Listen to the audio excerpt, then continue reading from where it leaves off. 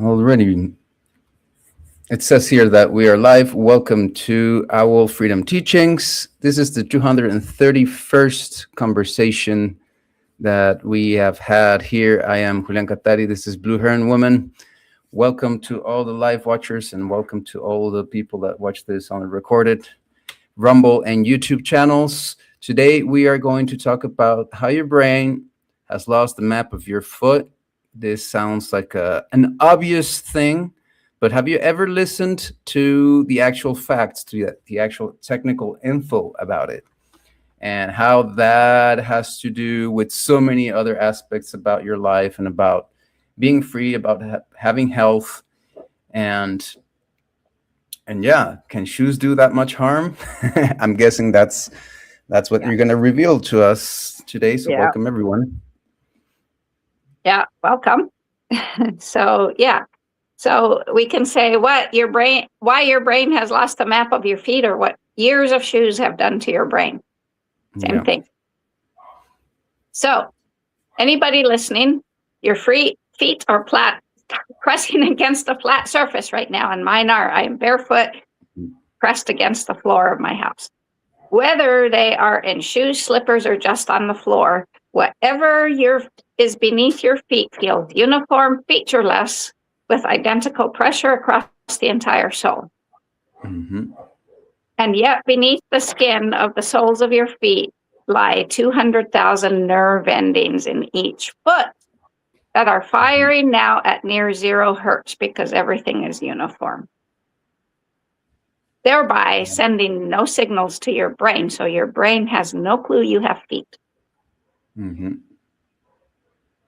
Your feet have more mechanoreceptors, which are nerve endings that receive mechanical stimulation, per square centimeter than anywhere on your hand. And there are 4 distinct receptor types, and each one is tuned to a different physical parameter, those of pressure, vibration, texture, and stretch. Mm-hmm. And all of them are currently detecting nothing, and thereby decreasing the map of your feet in your brain. Wow. Saying there's no feet. There's no feet here. That's gonna. Okay. Our feet are sensory organs, as dense and sophisticated as our fingertips. They're built to read the ground the way our fingertips read things. And they have been running dark for up to 16 hours a day for your entire life. Mm-hmm. Balance problems that arrive with the age of 55 years and older do not begin in the legs. They begin in the soles of your feet. Because these sensory organs are designed to be the fastest input to our postural control system. And the cortical territory in our brain that processes these signals, the map of our sensory cortex built to interpret what our feet report, shrinks, not from age, but from the absence of anything to interpret. Mm-hmm. In the soles of our feet lay the most densely involved weight-bearing surfaces of the body. The 4 mechanoreceptor types occupy different depths of our plantar skin, each one detecting a different dimension of ground contact.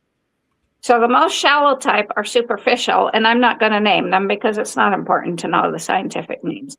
They have 40 to 60 per square centimeter across the arch and ball of our feet. They respond to light, touch, and texture as frequencies between 10 and 50 hertz. When our bare feet contact grass, every blade that bends under our body weight generates oscillations in this frequency range. Okay. Imagine that. Grass isn't just nothing.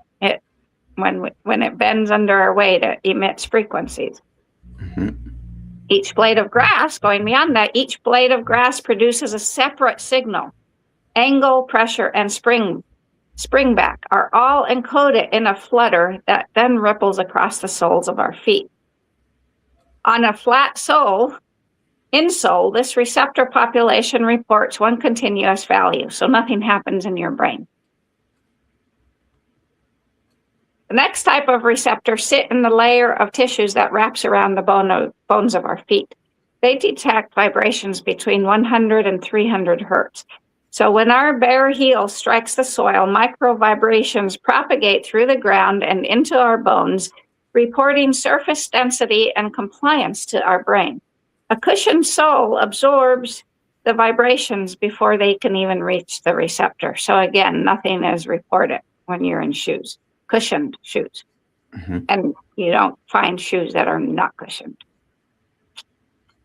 Not many. Well, you can. There are the ones that no longer that are trying to, and they're expensive as hell. The next type of receptors are in between the surfaces of our skin, between the epidermis, which is this portion, right, and the dermis, which is continually generating the epidermis. They map sustained pressure and spatial contour, which would be the precise topography of whatever our feet are standing on. So on a forest floor, every depression, every embedded stone is rendered then in high spatial resolution with a tactile a photograph of the terrain under each step. On a flat floor, these receptors, again, report a single uniform value, or in a cushioned sole. Mm-hmm. The fourth type of receptors detect skin stretch, the direction and magnitude of shear forces as our feet load, roll, and push off with each stride. On uneven terrain, the stretch patterns are complex and continuously variable, providing real-time data about the angle, stability, and movement of the surface. In a rigid shoe or on a level floor, shear variation drops to 0. Okay. So our feet have a natural bandwidth that rivals anything in our whole body. And perhaps we've felt a tennis ball and held a tennis ball and felt its texture and all the nuances of it, its give, and everything. We're given that through our feet, through the 200,000 receptors in our feet. Our hands read objects because they manipulate them. They need to know what they're holding. Our feet read the ground because they are the only contact point between our body mass and Earth's surface. Every other primate distributes weight across 4 contact points, yet we distribute ours across only 2 contact points with frequent events across only 1 contact point, which is during the swing phase of our step. So more often than not, we have only 1 contact point between us and Mother Earth. So when our full weight balances for roughly only 400 milliseconds, a sensory organ at that contact point is a structural requirement for bipedal balance on terrain that changes with every step. Mm-hmm. Every child knows what grass feels like underfoot, or the cold shock of a puddle, the prickling of gravel, the give of sand. That child was running on a sensory organ at full capacity and now is an adult that is not, and probably has balance issues or more. Something happened, and that something is not aging. That something is shoes, specifically the modern shoes. For most of human history, footwear was minimal thin leather or woven plant fiber, all of them thin enough that the plantar surface of the feet received real signal from the terrain. And in the 1970s, the modern cushioned running shoe arrived, with comfort being the engineering objective. Comfort means absorbing the signals your receptors were built to receive. So comfort means dis-ease. Mm. Wow, that's it, man. Right. Every advance in cushioning technology has been an advance in sensory deprivation. The thicker the sole, the quieter the foot, the more supportive the arch, the weaker the intrinsic muscles become. The shoe got more comfortable and nobody measured or thought of what was being lost. Across the top of our skull, running ear to ear, lives our somatosensory cortex, a strip of our brain that maps bodily sensation. This strip is known as a homunculus. Okay. What? Homunculus. That's a word. Okay. Yeah, I put that What on does it mean? trouble for you. Get a picture Oh, of that's it. the word, right? Yeah. Yeah, I totally forgot about. Let me. I'll go searching for that while you speak. Yeah. Keep going. Homunculus. Yeah.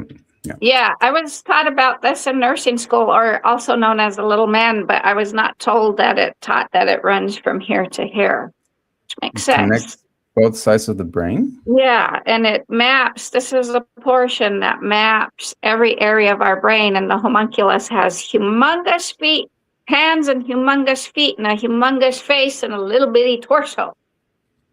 Okay. Yeah. The cortex does not allocate processing equally. It allocates homunculus property based by input volume or information flow.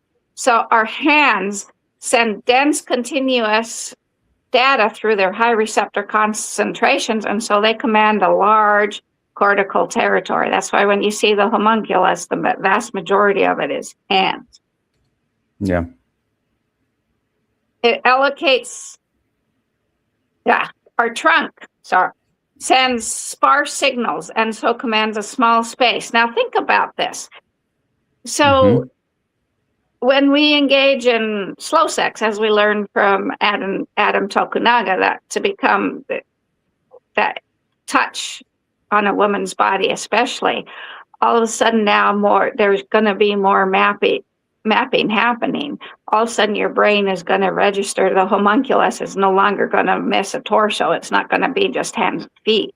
It's going to be a whole freaking body. Yeah.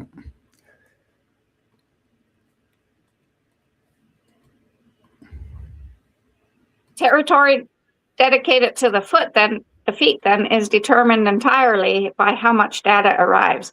Among populations that still walk barefoot, the foot somatory sense representation is large. Yeah. So this is what I found. They're all very weird images, kind of, and there's not a lot of them. Yeah. Well, as we can see, the hands and feet are pretty large. Yeah. So, that's kind of like how where the brain senses the different parts of the body, right? Body, yes. Okay. And the feet happen to be right at where it connects in the middle. Right. According to this image. Right. Yeah. So, so among populations that walk barefoot, that space is huge. That's got a big mapping territory. Right. So that part of the brain develops more. Yeah. Wow. Substantial processing capacity is dedicated to interpreting the dense complex signals arriving from the 200,000 receptors that encounter variable terrain with every step. And those populations who walk barefoot have no balance issues as they age. Yeah. None. In populations that have worn cushioned soles for decades, the foot's cortical territory has shrunk, and they've shown this in MRI. Science knows this. Your brain does not maintain processing infrastructure for signals that stop arriving. Cortical real estate that once belonged to the foot has been quietly resigned to other input. Our brain's map of our feet contracts, shrinks because we've silenced it. And what that silence costs reaches further than you would expect, because your feet are not a secondary balance sensor for your body. They are the one and only balance sensor. Wow. So this is as simple as the fact that you're wearing shoes all day has disconnected both hemispheres of your brain. From your body. Yeah, that's incredible. And it explains a lot of things. I'm thinking about smart, intelligent, bright people that are highly insensitive. They can't connect almost kind of like two things in them. And and they have this thing where I've never seen them barefoot. And we've gone to we've gone to the forest, to the jungle, to the hottest places ever, and they would be wearing boots. And I understand if you wear boots for a while, if you're gonna go into the forest, because you don't want to get stung and stuff, and the brushes hit the twigs. But once you get to a resting place, the first thing I do is take them off. It's and I can't. I'm barefoot right now. I can't be with shoes except Yeah. for a little bit. A few years ago, I started with Skinners. They're made in Eastern Europe. They're just like a thin rubber sole. They're basically sock shoes. And my daughter said that this is when she was wanting to become a forest firefighter. So we had to go hiking so she could learn to carry a weighted pack in a short amount for distance in a short amount of time, right? And she said she didn't think her arches and her ankles could handle it. Well, no, they couldn't, because she was in cushioned soles. But mine learned how to handle it really quickly. And I need to get a pair of those again. But since then I can't wear normal shoes hardly at all anymore. I need open-toed, I need wide open, as flat as can be, right? Yeah.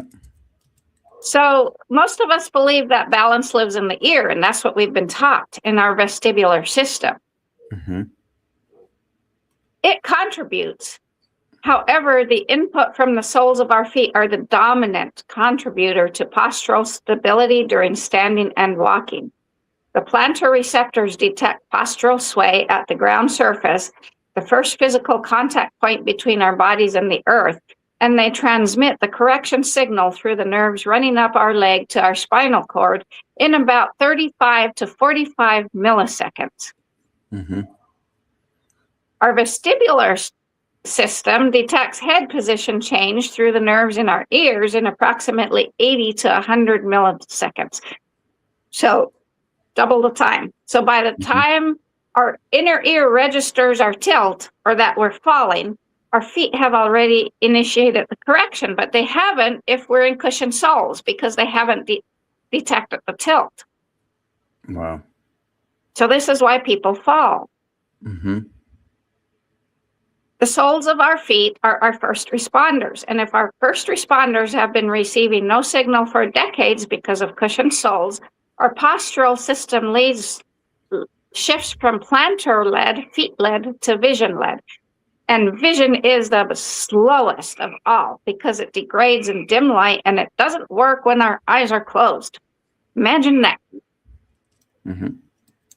So if we feel unsteady on a gravel path, or stumble into a dim hallway, or grab the shower wall when you close your eyes to rinse your hair, you are experiencing a postural system that has lost its fastest input and has been running on its slowest backup, and age has nothing to do with this. You can test your postural system right now in 10 seconds. Stand on one leg, fix your gaze on a spot on the wall, pick up a foot, and see how long it takes you to start wobbling.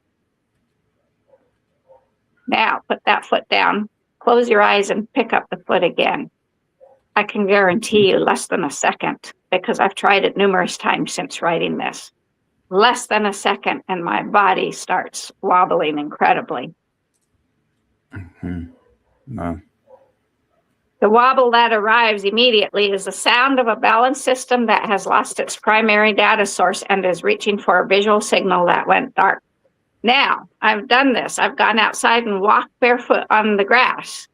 And then I close my eyes and pick up one foot, and I can make it to about 5 seconds before the wobble hits. Okay. Instantly. Instant transformation. Vestibular sensitivity does decline with age, but the foot balance is lost to the shoe, not the calendar. So this is why the Tibetan Fountain of Youth exercises has you be like a little kid, where you spread out your arms and you spin. You spin clockwise up to 21 times, because that gets this and your head location. that because that's what declines with age. Mm-hmm.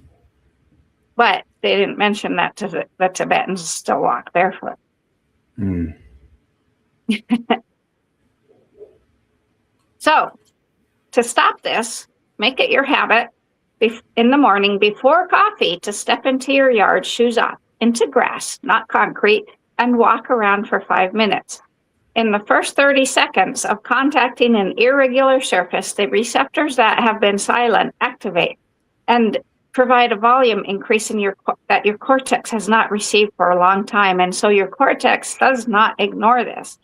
And your brain's capacity, which they call neuroplasticity, to reallocate processing territory in response to incoming data begins responding within minutes of the novel sensory stimulation. A unified muscular architecture has been identified by scientists. They name it the foot core system, and it maintains your arches through active engagement rather than passive shoe structure.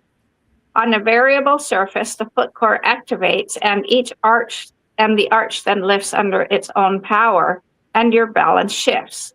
So 5 minutes of barefoot walking every morning on a surface that is natural and irregular and moist with dew restores your balance, natural balance, and stress level quickly. That's the dew, the wet, cold wetness. Mm-hmm. Your postural system needs both the temperature change and the contour variability.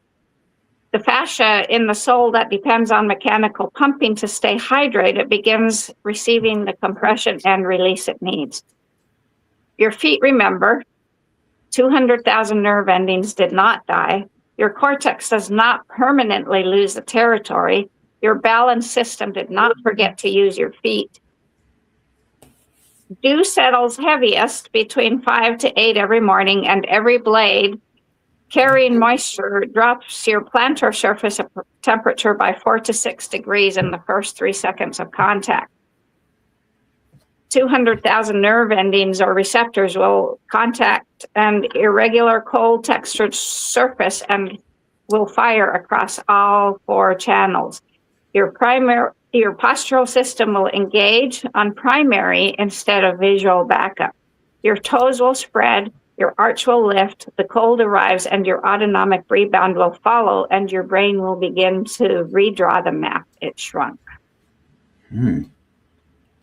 So I've been doing this. I go for a walk every morning at sunrise to absorb for my my GPS. So on the internet, there's a lot of images like this that it's supposed, for this word homunculus. Yeah. And it's supposed to be, I guess, that the more you use certain part of your body, the bigger that territory gets. It becomes. So that's how it would look like. This, I guess, you'd be a regular person that uses their hands a lot, but you can see that the body is kind of shrunk down, and the feet are. There's no body.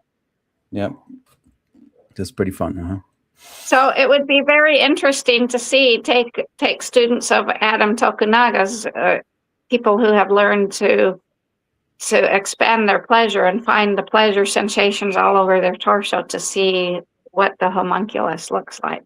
Mm-hmm. Right. Yeah, that would be amazing. Yeah. Yeah. And notice on that, there's not even any feet. Yeah, it's just hands. Hands and a little bit of face. Behind the hands, and that's pretty, and that's because of the shoes. Yep. Mm-hmm. The cushioned shoes. Yeah. So now we're going to shift to healthy Okay. well-being, and the segment is about the sugar that heals. Okay. So for 4,000 years, its golden pods fed civilizations when nothing else could survive. Then in less than a century, it was nearly erased, burned, and cleared from the land. This is the story of mesquite, the tree that sweetened life before sugar existed. In 1998, Art Archaeologists found mesquite pods or seeds in clay jars buried in the Sonoran Desert that were still viable after 4,000 years. The people who had stored them had no written language. However, they knew and understood something that we have totally forgotten. In a land where corn withered and rivers turned to dust, mesquite still gave fruit. It was known as the fortress of life because the tree's roots reach over 100 feet deep, which is deeper than drought. Scientists have discovered that these roots can store up to 600 gallons of water, which is enough to survive for 10 years. And the fruit it produces is a miracle of engineering. Each pod contains about 35% natural sugar with complete protein and soluble fiber. And the air around a mesquite tree carries the scent of caramel and smoke, or caramel and smoke. When ground into flour, the fruit lasts for months. And for thousands of years, families lived beneath their shade and gathered their pods as they fell like rain, crushing each one into soft flour that fed entire villages. When the Spanish explorers arrived in 1535, they wrote of it with wonder. They described pods that tasted like honey, and the native peoples called it the tree of life. And it gives without asking for anything in return. Mm-hmm. In 1541, another explorer recorded mesquite forests stretching across the Rio Grande with canopies so dense they created their own shade system for hundreds of thousands of acres. But by the late 1800s, the land had changed hands and ranchers moved in with cattle, cotton, and conquest. To them, the mesquite tree was just something standing in the way of profit. Colonists brought sugarcane, and they built mills and plantations that were systems of control. Mesquite that grows freely without irrigation or ownership had no place in that system. So millions of acres were cleared, trees cut to the ground. However, mesquite doesn't surrender easily. Even with the trunk severed, the roots remain silent, patient, and waiting. They burned the land to plant cotton, poisoned the roots so they could plant wheat, but the roots went deeper than anyone guesses. And so mesquite returned. Cut to the ground, 10 new shoots grew for every trunk removed. And the U.S. Department of Agriculture, after decades of trying to destroy it, finally admitted that mesquite cannot be eradicated.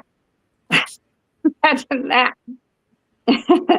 The tree does not just survive, it heals the land. By the early 1900s, ranchers both believed they had won, and millions of cattle roamed where mesquite had stood. They thought they had turned wilderness into wealth, and within 20 years, the soil started cracking like pottery. Rivers dried up, the ground stripped of its cover blew away, and cattle began to starve. And the thing they called a pest was creeping back. Where mesquite returned, the soil changed because it's a nitrogen fixer. Mm-hmm. Sorry about that. Its roots pull nitrogen from the air. That's what a nitrogen fixer does. It pulls nitrogen from the air and feeds it into the ground. So peas, beans, anything with mimosa trees do it. Anything like that does it. So then beneath its shade, which cools the soil, grass began to grow again, wildlife returned, and the desert started breathing again. By the 1970s, ecologists were calling it a keystone species, the silent engineers of the desert ecosystem. Its pods became food for deer, javelina, and coyote. Its flowers fed native bees, and its wood became shelter. It had been quietly healing the land. So then the question became louder. If a tree could survive every drought recorded in history and restore the ground, why did we turn away from it? Mm-hmm. And by the 1990s, the land was asking for mesquite as the droughts were deepening across the Southwest and farmers searched for crops that could live on almost no water. And this is when scientists started looking at the tree they had ignored for a century. In 1993, the USDA launched desert crop studies. The results were startling. The mesquite flower holds 3 times more calcium than milk and as much protein as eggs. And at the same time, strange hunger was emerging. People had more sugar than ever and more illness too. Global sugar consumption crossed 170 million tons per year, and diabetes tripled within 2 decades. So doctors started searching for natural sugars that could feed energy without harm. And so then again, the researchers turned back to the desert. In 2005, a team at the University of Arizona found that the mesquite pod's sweetness comes from a compound they called fructosaccharides, a plant sugar that feeds good gut bacteria instead of raising blood sugar. So a teaspoon of mesquite flower could sweeten coffee without a crash in energy. It tastes like earth, caramel, and smoke, something that nature built for balance. One scientist wrote that it's the sugar that heals that instead of harms. Wow. Because even cane sugar harms. Mm-hmm. By 2010, health stores were selling mesquite sweetener, and the ancient food now turned into a luxury. Chefs in Tucson and Santa Fe began baking mesquite bread and even making mesquite ice cream. The same fruit once banned by the empire now sits on supermarket shelves beside maple syrup and honey, and I'm going to start looking for it. Mm-hmm. So the real discovery, however, did not come from labs or chefs. It came from memory. Around 2012, a quiet movement began in the Sonoran Desert. A few indigenous farmers, elders, and food historians wanted to bring mesquite back to life. So a Tohono O'odham farmer, which is a tribe that lives around that area, named Maria Lopez, started planting mesquite seeds in 2013, using her grandmother's method of burying seeds next to dry washes where water had once flowed. And within 2 years, her trees were covered in pods. So by 2018, community seed banks in Tucson and Hermosillo began collecting mesquite varieties. Some had pods like red clay, others were pale gold, and botanists identified over 30 species of mesquite, each adapted to its corner of the desert. True sweetness then does not come from a factory, it grows quietly in the heat. Mm-hmm. By 2020, the conversation around food shifted again because global droughts were breaking records. Wheat yields were dropping, rivers were going dry, so scientists started asking, what survives when everything else fails? And the answer pointed back to the mesquite trees.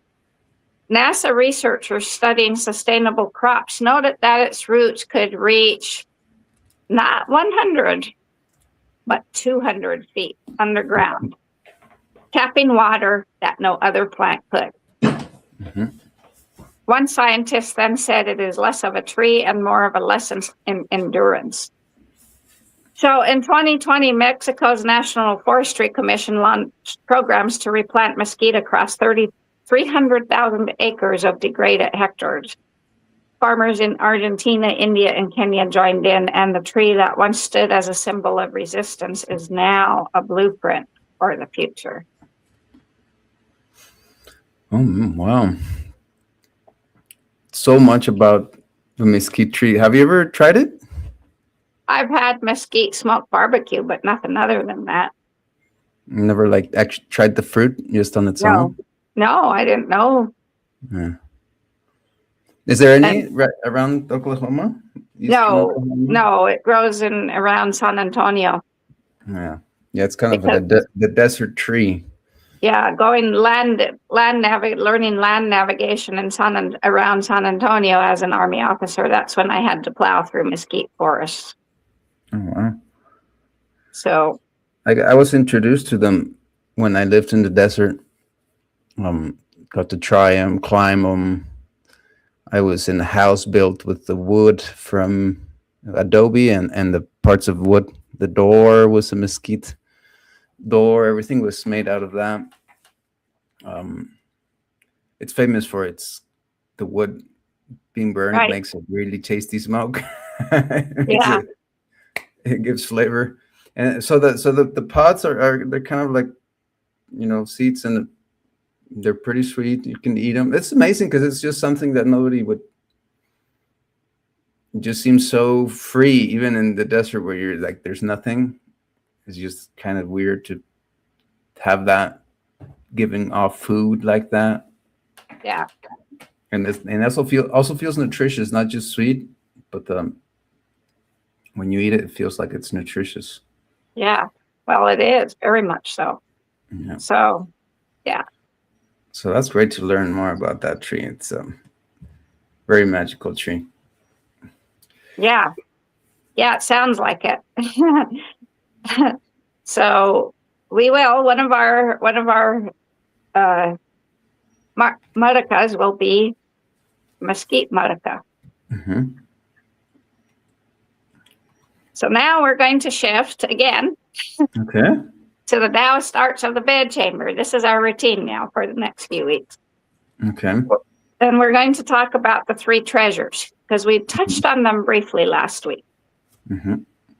So the three treasures are not metaphorical concepts. They are experiential layers of the human being. In sexual union, all three treasures are engaged simultaneously. And the difference between depletion after sex and transformation lies not in abstinence or indulgence. It lies in awareness, rhythm, and direction. Mm. So the first one is Jing, or essence. And this is the primordial essence, the dense generative substance. This is what Wilhelm Reich saw around the bions that glowed blue. It is stored in the kidneys and it is expressed through sexual fluids. It is the root of vitality, immunity, fertility, and longevity. In Taoist medicine, it is said that depletion of the Jing leads to premature aging, disease, and spiritual dullness. For man, it's most visibly manifested in the semen, which is also known as white essence. For women, it's expressed in more complex ways, such as menstrual blood, cervical secretions, and ovarian energy. In the bedchamber, the Jing is the fuel of the fire. So practices for Jing cultivation include semen retention or regulated emission, not having discharge with every orgasm, right? Pelvic breath work and womb meditation for women, and then avoiding overstimulation and compulsive arousal. And emphasizing the quality of the union over frequency. And using foreplay not to spend Jing, but to stir it and contain it. Okay. So this is stored in the hara, right? The Jing is, well, it's kidneys, but the hara, the lower dantian, is the place, the warmer, to warm it, stove for this in the women for sure. So the next one is Qi, or energy. Where Jing is dense and stored, Qi is the moving breath, the dynamic force that animates and connects. It flows through the meridians, pulses with the breath, and surges during stimulation. It is generated through conscious breathing, rhythmic movement, mutual arousal, and internal resonance between partners. During intercourse, Qi becomes abundant, and without direction, it will just disperse. Breath quickens, attention drifts, and the energy escapes, either through ejaculation or it becomes entangled in emotional fixation. Right, for us women. Qi is the bridge between body and spirit, and when scattered, it causes fatigue. So practices for Qi cultivation during union are syncing movement to breath, retaining energy during peak arousal by pausing, holding the breath and exhaling upward, maintaining awareness in the navel, heart, or third eye rather than dispersing it through fantasy or peak-driven climax. And the next treasure is Shen, also known as spirit, and it is the most subtle of the three treasures. It is a light of awareness, clarity, and presence. It is a spiritual radiance that animates the eyes, the quality of mindfulness that witnesses without grasping, and the capacity for stillness amidst movement. Shen is not cultivated directly. It is awakened through the refinement of Jing and Qi. And when Shen awakens in the bedroom, sex becomes transmission, not transaction. The body is no longer a vessel of need, it becomes a mirror of heaven. When Shen is stabilized, it no longer flickers in and out with emotion or thought. It becomes quiet, radiant, and continuous. So in erotic union, Shen appears as heightened awareness of the partner, the breath, and the space between, a sense of timelessness during extended foreplay or orgasmic suspension, and a melting of identity with moments of presence. So together, these three treasures form the inner mechanics of erotic transformation. They are alive in every sexual experience, whether we recognize them or not. And when this trinity is honored, sex becomes a sacred fire, not to consume each other, but to illuminate. No. That's very poetic. And that's the perfect kind of writing for me. It's a combination of very informative stuff, at the same time practical, experiential, and within in a poetic language. Yeah. That is really useful, not useless. It's not just about sounding pretty, but right. Yeah. transmitting a powerful message. So in the body, the three treasures are like three cauldrons aligned on a vertical axis, and each cauldron is a site of transformation. So number one, the lower dantian, below the navel, is the cauldron of Jing, and this is the root of vitality, the pelvic basin, the source of essence. It governs sexual energy, reproductive fluids, and core strength. The middle dantian, which is right here, is the center of the chest and is the cauldron of Qi. This is the heart field, the domain of emotion, breath, and relational energy. It is where aroused energy begins to transform into warmth, compassion, and shared resonance. And then the upper dantian is right here, deeper in. The seat is the cauldron of Shen. This is the seat of spirit, the palace of stillness and vision. And it's not engaged through friction. It is engaged through awareness and inward focus. The physiological and energetic expressions of these three treasures often differ between men and women. Recognizing the differences does not imply inequality. It simply reflects the diversity of energetic landscapes within each person. So in classical Taoist texts, male and female bodies are not seen as fixed binaries. They are seen as complementary vessels through which the Tao operates. And the art of cultivation is not to favor one over the other. It is to honor the unique path of each. So from the male or yang perspective, essence is the challenge. And the primary challenge for men lies in the visible and measurable loss of Jing through ejaculation. Semen, being the densest form of bodily essence, is seen as both life-giving and life-depleting. So the male path begins with retention as a strategy of redirection. The adept learns to feel arousal building, to dwell in pleasure, and circulate the energy rather than release it. So practices for men include pelvic floor control, the ability to halt ejaculation through muscular contraction, breath-led redirection, inhaling deeply at the moment of peak arousal and exhaling up the spine. And then there's orbital visualization, imagining energy circulating from the perineum to the crown and back down to the kidneys. This circulation prevents fatigue.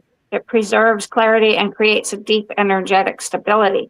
Over time, the adept can then experience multiple full-body orgasms without emission, allowing the Jing to be transformed into Qi and Qi into Shen.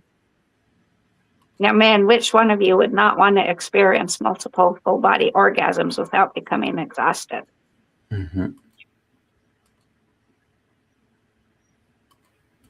The female perspective is depth over depletion. For females, the path is focused on emotional energy and internal resonance. Women do not lose Jing through orgasm. In fact, orgasm can deepen their power, provided that energy is contained and recirculated, rather than being dispersed outward emotionally or physically. So the female challenge lies more in Qi leakage and emotional dispersal, overgiving, and therefore energetic exhaustion. So key practices for women would be pelvic suction and inner toning, drawing energy upward through the vaginal canal and cervix, and breast massage, activating the heart center, connecting sexual energy with emotional presence. And that would reduce the amount of breast cancer in women. We'd actually be taking care of our breasts. Womb breath work, expanding awareness into our uterus and ovaries and harmonizing chi movement between womb and brain. So while the methods differ, the potential is equal and each holds a different key to the same gate. Males must learn to hold back what wants to spill, and females must learn to gather and rise what wants to sink. In harmonious union, these currents can meet in the heart and spiral upward together, and this is called the flight of the double dragon, a co-creative ascension in which both partners uplift each other through sacred resonance. And that to me just sounds like heaven. In solo practice, the same principles apply. Each tends their own fire, and the goal is not neutrality, it is dynamic integration. When each path is respected, cultivated, and balanced, the three treasures begin to move in harmony, and the bedroom becomes not just a site of pleasure, but a temple of transformation.